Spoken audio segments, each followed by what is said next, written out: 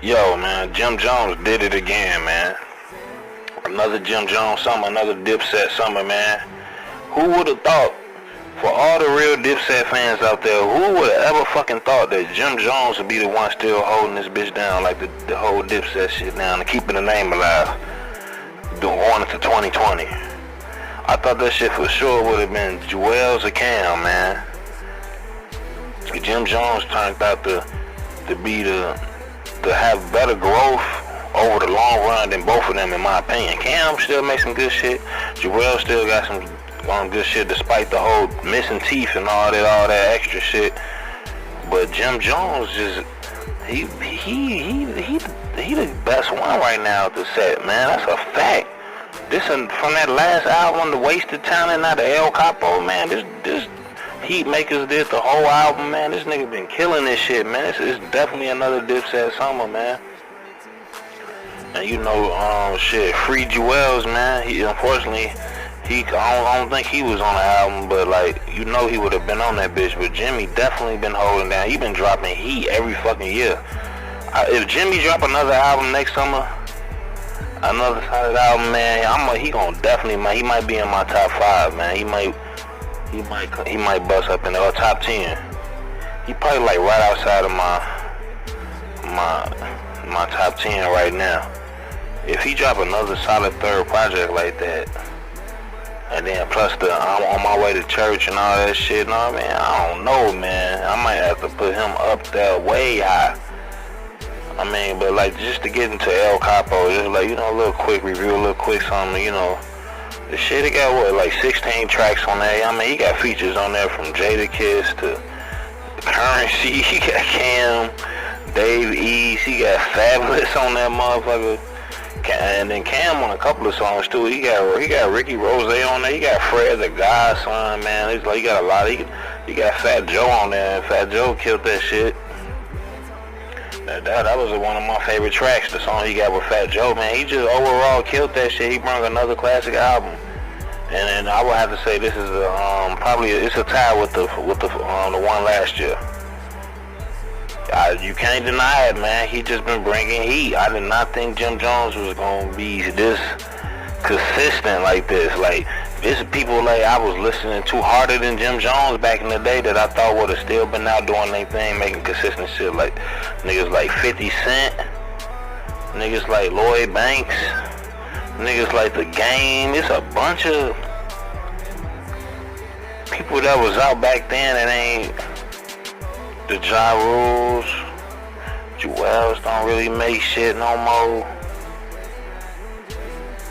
It's a few artists trying to make their comebacks and shit, but man, Jim Jones, he ain't missed a beat with the shit. For real. But nah, just to get back into the El Capo, man, from the cover and everything, I thought the cover was decent. The cover, it ain't nothing too flashy to write about, you know. It's just a skull and some extra shit on there. It say El Capo. I thought it was a decent cover. I like the black. I would have kept it the black or the red or whatever, but I thought the cover was decent. But my favorite song on the album, hands down, is Cocaine Dreamin' featuring Dave East and Ball Greasy. That's my favorite song on the album. The beat, whoever's, you know, you gotta hear the song, man. The shit, the way it come on and shit. It got a real, like cool ass nighttime vibe to it. Like, to me, that's the best song. It's a bunch of classics. The NYC with Fat Joe, that's killer right there.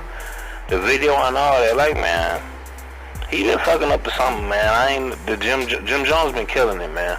Ever since last year, whatever he been doing. If you follow him on Instagram, you see the nigga been in the gym and all that.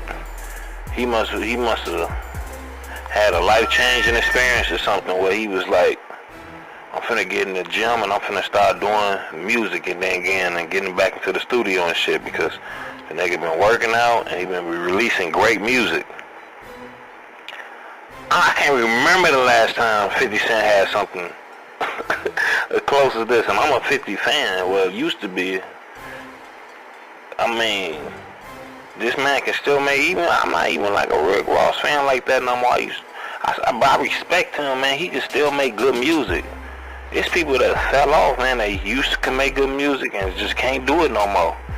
What happened to Nelly? What happened to Ludacris? What happened, man, there's so many of them, man. It's only a few of them that can really make. I'm trying to think when T.I. last time he dropped something. I thought T.I., I don't even know if he can do something right now. What happened to Shine?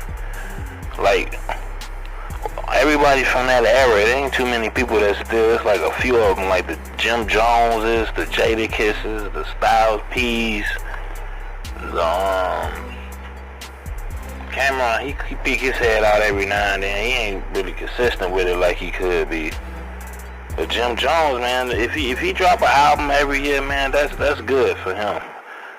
Considering people from that generation, dropping the album every 2 years was a big thing. So, you know, the way the climate now is, you know, people dropping albums every week, every 2 weeks, bringing out a song every fucking day, every fucking week and shit.